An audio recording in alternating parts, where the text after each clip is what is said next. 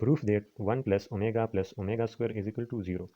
1 omega और omega square cube roots है unity के।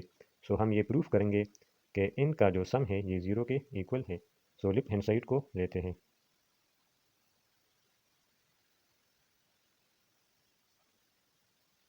which is equal 1 plus omega square. We know that omega is equal minus 1 plus iota square root of 3 divided by 2 and omega square is equal minus 1 minus iota square root of 3 divided by 2. सो यहाँ पर omega और omega square की value को put करते हैं।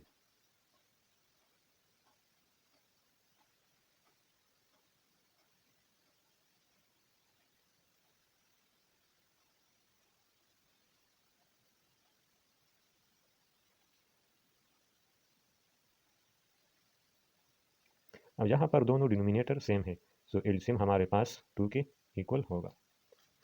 अब यहाँ पर 1 जो है ये फ्रैक्शन फॉर्म में नहीं, तो फ्रैक्शन फॉर्म में हम इसको इस तरह लिख सकते हैं 1 divide by 1, because 1 divide by 1 is also equal 1।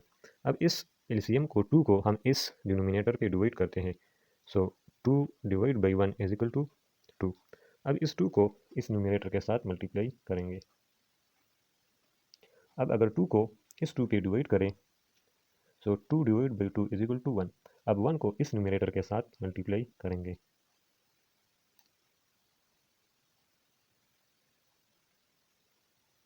Again 2 को 2 से डिवाइड करें तो दिस इज इक्वल 1। सो 1 को भी यहाँ पर मल्टीप्लाई करते हैं इस न्यूमिनेटर के साथ।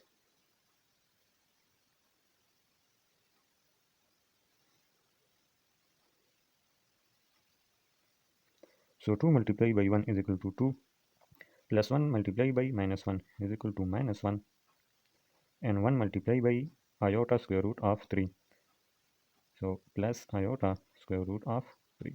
अब 1 को भी मल्टीप्लाई करते हैं, so 1 multiply by minus 1 is equal to minus 1 and 1 multiply by minus iota square root of 3, so this will equal minus iota square root of 3.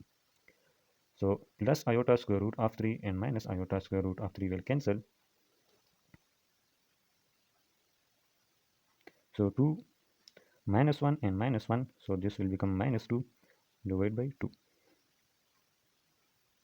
So 2 minus 2 is equal to 0 divided by 2 and 0 divided by 2 is equal to 0.